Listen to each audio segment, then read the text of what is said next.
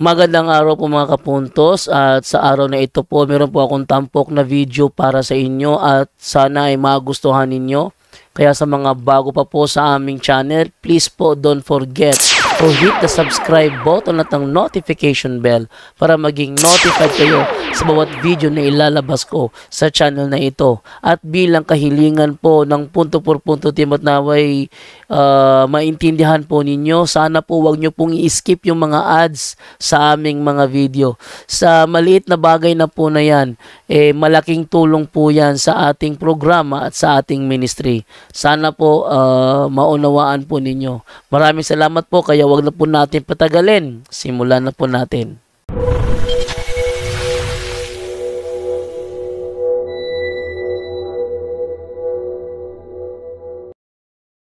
Hello.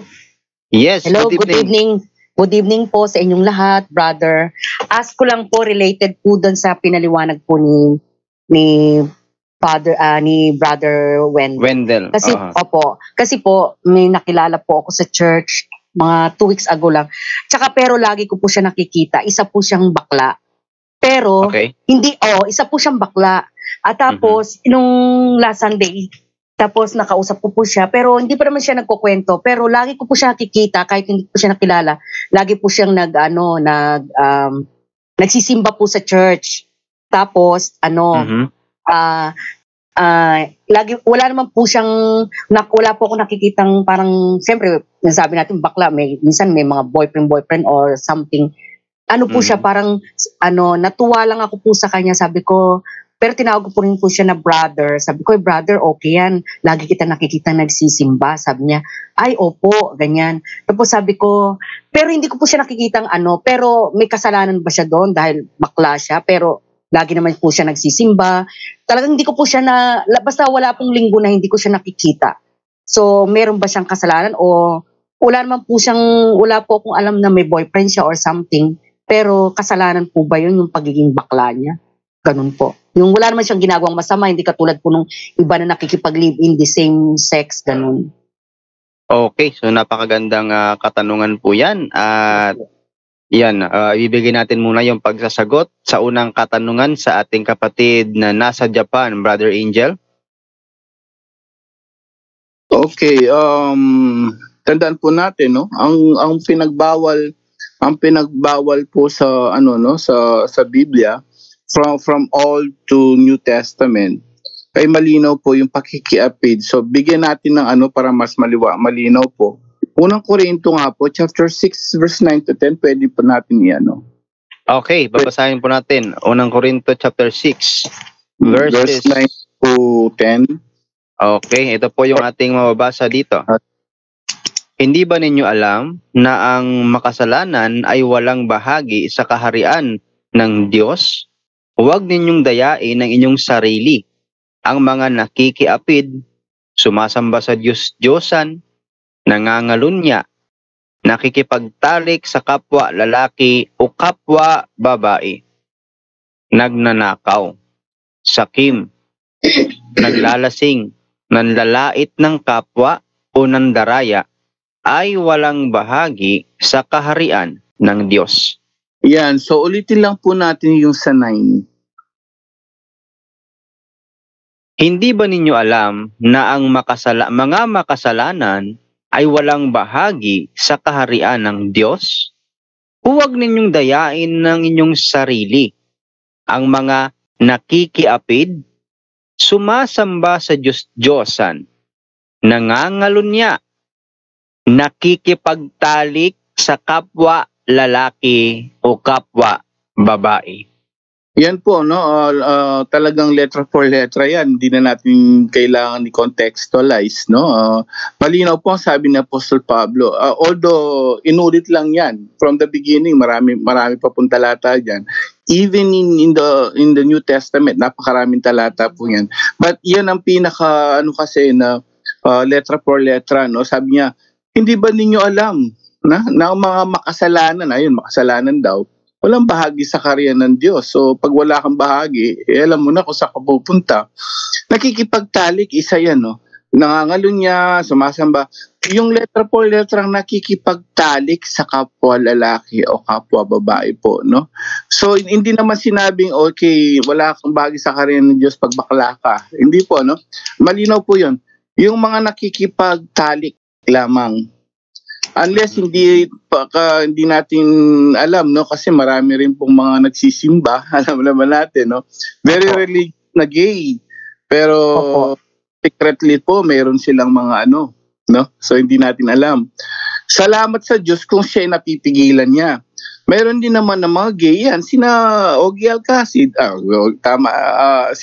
Sorry, yung baklang Si Ogie Diaz. Ogie Diaz, sorry. Alcacid. Ogie Diaz is hindi lang sina Arnel Ignacio, may mga gay na talagang nagpakasal. Just because they know, no? Alam po, mga Katoliko yung mga yan. They know. So, even though you're gay, kung ikaw ay hindi nakikipagtalik sa kapwa lalaki, kapwa babae, malinaw po yun. Pwede po rin yun sa pwede isang papasok sa fornication. CCC 2353 nga po, kapatid. 2353? Katikisim po, opo. Okay. Gusto ko munang humingi po ng paumanhin po no sa nagsusubaybay po sa akin sa live. Pasensya po, hindi po pala ako kanina narinig kasi hindi ko pa naon ang aking OBS yan. Pasensya na po kayo mga kapatid ay nakalimutan. Okay, ito na po. Fornication is carnal union between an unmarried man and an unmarried woman.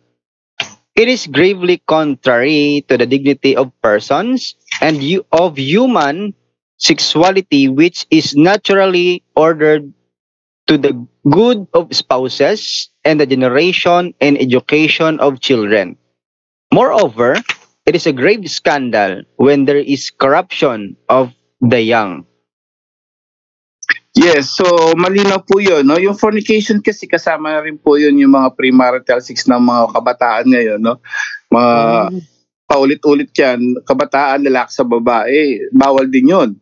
So even though you're not gay, malinaw yan pag kahit hindi ka gay ka o lalaki ka, pero nakikipagtali ka pa rin ngayon na wala kang basbas sa simbahan, ganun din. So mortal sin din, no, sa mata ng Diyos. Kasi yun nga, pinaliwanag na rin kanina ni Bro Wendell. Ngayon, pagka wala pong ginagawa, no, ang nakakaalam siya naman kasi hindi natin alam na marami niyan, pwedeng napakarami natin. Ako nga po may kilala ko noon sa St. Hindi ako nang bagitin yung no, kung saan ako nagle-lay minister. Yung taga-opisina, alam ko babae talaga yun, no? And then later, mayroon akong nakikita doon tomboy na mga lingkod ng Diyos talaga yung nanay niya, yung niya. And then later on, na may relasyon yata yung dalawa, something, no? And yun ang doon, makikita mo very religious yung family nung tomboy talaga siya, yung isa. Pero babae yung nasa opisina, babae. So ngayon, itong tomboy na to, lagi po talaga sa simbahan yung kapatid, no? And then, yun naman parang mga ng simbahan din, leader pa, ginawa leader. Siguro hindi masyado na ni father yun, no?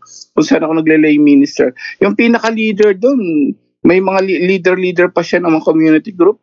Live-in din yun. So, in other words, hindi po kasi natin masasabi kung ang ginagawa nila sa labas pareho sa simbahan kasi alam niyo naman po napakarami niyan na very religious pagdating sa labas, hindi yun ang ginagawa, kapatid. So wala siyang guilt of fornication, no? Lalaki, kahit nga hindi bakla o hindi tomboy, ang tawag doon guilt of fornication or sin of fornication kung walang pakikipagtalik. Even live-in, civil, lalaki sa lalaki, babae sa babae, hanggat po wala, yung tanong nyo, nagkakasala ba? Hindi. Hanggat wala. Kung nakikipagkaibigan sa kapwa niya lalaki, fine. Hanggat walang sexual intercourse po, guilt of fornication, wala po siyang kasalanan. Pero, hindi natin alam kung anong ginagawa niya sa labas. Kasi hindi naman natin siya kasama 24 hours, no? Yung po yung bagay po. Yes. May isa pa akong tanong, brother, related din. Paano ko yung, kasi may kamag-anak po ako, nung umuwi ako, ano siya, bata pa lang, pero talagang kung umarte siya, marang babae talaga. Bata pa siya, mga, I think 11 na siya eh. Pero, ina-admit niya sarili niya, bakla siya. Pero yung parents, inallowed na lang siyang maging ganun. Pero ano naman siya, hindi, inborn na daw yun eh.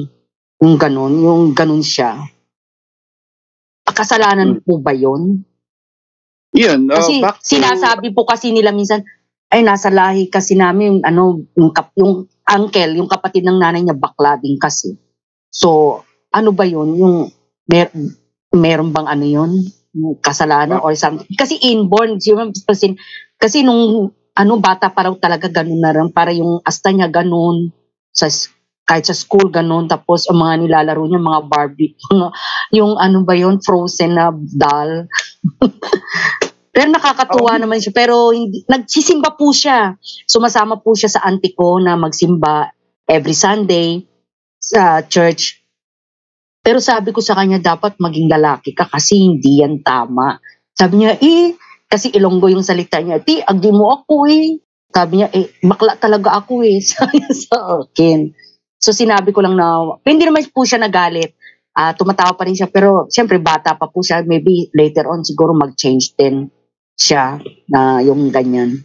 Kasi parang, siyempre yung nanay rin niya religious din. Pero sa akin, bakit hindi siya parang tinutuwid? Ibig sabihin, parang ganun ba? So back to yung paliwanag natin kanina, ang bakla per se sa mga nakikinig, hindi po kasalanan yan kasi hindi nyo kasalanan maging malambot or maging feeling mo kumbaga machong-macho ka, feeling mo si Darna ka o something. Iba po yun. Kaya nga kahit even mapapansin nyo sa mga kaparian natin, because they decided talaga na hindi nila kaya sigurong makipagrelasyon sa babae, may mga ganong pari po talaga na makita mo, lambot, di ba? Pati pananalita, pati mag-comment. Very soft spoken. There's a lot of gay. Yes, but hindi nagiging kasalanan yung pagiging gay dahil nga, yan naman siyempre, may vows sila, no? To be, vows chastity. Anong chastity? Mamuhay sa kabanalan. So, and at the same time, celibacy. Celibate sila. Ibig sabihin, no sexual intercourse, no? Hanggat maaari. Siyempre, di natin alam kung sa labas, kung may ginagawa si father. Sa bagay, opo. That's their vow. No? So, although there's no perfect person, no? Pa rin yan. But, yung pinag-uusapan natin dito, is gay a sin? Being a gay? No. So, being a gay, tandaan po natin, inheritance man yan, o talagang lahi-lahi, o talagang naipanganak na malambot, gawa pa rin ng Diyos yan. So, pa rin siya ng Diyos. The problem is, magiging ka lang, kung talagang may guilt of fornication siya. So, pagiging gay, it's not a sin. Magkakaroon kayo ng kasalanan mga kapatid kung kayo ay makikipagtalik sa kapwa lalaki o kapwa babae. Okay. Salamat po, Brother Angel. Napakaliwanag po. Thank you. Kasi before po, parang pag nakakita po ako, sabi ko, sa isip ko lang po, pero sabi ko, mas maganda itanong ko kasi siyempre dito sa punto per punto, talagang tumpak. At least may magtanong man sa akin o at least alam ko pong isasagot ko. Kaya may nagja-judge sa kanyan, ganyang klase, pwede kong sabihin na hindi kasi gano'n naman. So makaka-explain din po ako sa kanila. Kasi minsan ang tao madaling mag-judge kung makakita po sila ng mga gano'n. So ako naman, hindi po ako nag-judge, pero sa akin parang humanga ako sa kanya. I mean, kasi lagi siya nagsisimba, talagang. Tapos kapitbahay din po siya ng kaibigan ko rin dito. Sabi niya, kapitbahay ko yan. Lang siya, talagang friendly talaga siya sa mga babae. Yun ang nakikita ng isang friend ko na kapitbahay niya. Pero wala naman daw siyang naririnig o nakakasama na meron siyang karelasyon na parehong lalaki. So parang humanga ako sa kanya, lalo ng linggo. Tapos sabi ko, nandito ka na naman. Sabi niya, opo. Kasi ko na po talagang magsimba. So, hindi naman po ako nagtanong ng personals kasi hindi ko pa naman po siya masyadong kakilala. So, parang embarrassing naman. Kaya naitanong ko lang po, kung halimbawa makausap ko po siya, di-explain ko sa kanya kung halimbawa kasi lagi ko po siya nakikita sa church. Yun ang ano ko. Kaya Bro Angel? Yes, ayan si Bro Wendell pala. Pero isa na lang po. Pero magandang ano po yun, umpisa sa kanya, no? At least may sana makapakinig siya mag-Bible study siya tungkol doon. So, medyo mas malaking chance makaiwas siya kung religious ang gay or lesbian. Kung religyoso sila, medyo malaki ang chance kaysa dun sa totaling hindi nagsisimba, no? So, yun si Bro Wendell yata po may dadagdag. May case kami sa office na isang doktor siya na na-deliverance namin na inaamin talaga niya na gay siya. No? Pero alam niyo ba, sa series of deliverance at namumuhay sa role of life, weekly confession niya. Weekly talaga ang kanyang kumpisan. Sabi niya, bro, nawala talaga ang attraction ko sa lalaki. Wow. wow. Iyon. Weekly confession ang ginawa niya. Pero noon, bago pa nagsimula, inaamin niya na doktor siya, bakla talaga siya. At na-attract siya sa mga lalaki. Pero na deliverance, may mga sinusunod na mga role of life, at weekly confession, yun sabi niya, nawala ang kanyang attraction sa lalaki. At di lang yan, merong isang case din na di natin makita na tumboy siya, no? Dahil maganda siya, na babae, na deliverance din siya. Pero sa aming diagnostic interview, doon siya umamin na may karelasyon pala siya at sabi niya tumboy siya. Pero sa series of deliverance and pagbigay ng role of life, kinausap talaga niya ang karelasyon niya. Dahil sabi ko, kung manatili ka sa damdamin na isang babae ay isang lalaki na ang katotohanan, ikaw ay isang babae, you are living the world of fantasy. So kinausap niya na maghiwalay sila. At ngayon, sabi niya, namuhay siya bilang babae. Oh, wow. Praise God. At acknowledge po natin mga kapatid, nandito na si Father Darwin. Good evening po, Father Darwin. Maraming salamat, Father Wendell, Father Angel, at sa pagtatanong din, Deng. Meron ka pang natitirang katanungan kung meron po. Pero acknowledge muna natin, Father Darwin Ikitgano. Good evening po. Good evening mga kapatid na nandito. Brother Wendell at Brother Angel, Brother Aljan, Brother Romel, at Brother Jando at Sister Edna. So magandang gabi at welcome sa ating programa. Yan, ngiting tagumpay, Padre. Congratulations. Ayan nga Ay, salamat. Brother, sa Diyos. meron po akong second question kay Pat. Thank you po, Brother Angel, sa lahat po na